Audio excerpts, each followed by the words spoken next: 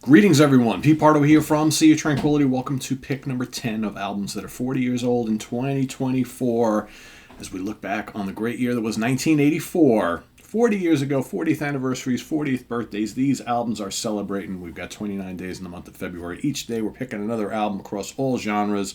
I'm not ranking mine. You're free to rank yours. Too many great albums to rank. Too hard to rank stuff that you love so much. And this album I love a lot. This is one of my favorite albums of all time. It's the sixth studio album from this British band. Came out January 30th, 1984 in Europe, March 23rd, 1984 in Japan, and April 16th, 1984 here in the States. I remember getting this. I was pretty close to graduating high school at the time, getting ready to go to college in a few months, and this was kind of like the soundtrack album to those last few months of high school for me. It was recorded in Musicland Studios in Munich, Germany, produced by Martin Birch for Geffen, Liberty, EMI, CBS, Sony, depending on where you were. Yes, Slide It In by Whitesnake. Absolutely an amazing album. Notice how, I don't have the, my version here does not have the logo and the name on the front. I never really noticed that. It's on the back, though. It should be on the front. It's supposed to be, right there. Notice that damn CD. This is a pretty much like a one-off lineup of the band for this particular album. And again, you've got kind of different folks appearing on both the UK and the US versions. I grew up. I've heard both. I own both, but the US one is the one I prefer. If you're from the UK, obviously you don't agree with that, but that's totally fine because we all grew up what we grew up with. So, David Coverdale, vocals. Tal's a big Coverdale fan. Mel Galley, guitars and backing vocals. For the UK mix, you got Mickey Moody on guitars. For the US mix, you got John Sykes on guitars. On bass for the UK mix, you got Colin Hodgkinson. Neil Murray's on the US mix. Cozy Powell plays drums regardless of the mix, and John Lord plays keyboards regardless of the mix, right? So, what do we got on here? Title track, again, US version. Title track, Slide It In, kicks it off. I absolutely adore Slide It In. Great crunchy rocker, upbeat, slow and easy. That's the first song I heard from this album. I remember we were all like, holy crap, that's good. Kind of dark and bluesy and heavy hitting drums and Zeppelin-y. Slow and easy, amazing. But then you got Love Ain't No Stranger. What a great anthem that is. You got All or Nothing, grinding rocker, gambler, bluesy rocker, Guilty of Love, big, fun, exuberant, right?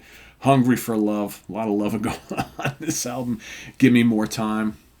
Great chorus on that. Great vocal from Coverdale. Coverdale's vocals are amazing on this album. Spit It Out is the big, snarling, hard, heavy rocker on the album. Love that. Love the addition of all the pinch harmonics from Sykes on the US mix. Just totally cool. And then Standing in the Shadow. Really good, melodic, memorable hard rocker. Just this one, boom, boom, boom. One great song after another. Doesn't let up at all. And yeah, it's funny how when you kind of grew up with the sequencing of an album and then you hear like an alternate version of it, and it's like, because the UK release it starts off with Gambler and goes to Slide It In and Stand in the Shade. It's totally different for me, and I can't listen to it in that order for some reason. I mean, it's cool. I like the UK version is definitely cool as well. I mean, it's basically all the same songs, just a little bit different. But man, I have to. When I regularly listen to Slide It In, I have to listen to the U.S. version because I'm just used to that track sequencing. It makes a difference, right? Especially if it's something you've heard hundreds and hundreds of times. All right, charting positions. 1984 in Finland, this made it to number 4. Germany, number 14. Japan, number 24. New Zealand, number 46. Norway, number 11. Sweden, number 12. Switzerland, number 12. UK made it to number 9. And here in the States, this made it to number 40. As far as the reissue, so the 35th anniversary reissue, which is that this one? Is this an earlier one? I don't know. No, well, no, it'll be the box set, right? Because this is this CD is from, I don't know. This is the original CD issue. I guess this is probably late 80s or 90s. Anyway, but the box set that came out 35th anniversary in Hungary, it re-debuted number 37. Japan 48. Japan Hot Albums 86. So one was the regular albums, one was the Hot Albums, and the UK Rock and Metal Albums chart number 1 with the box set reissue.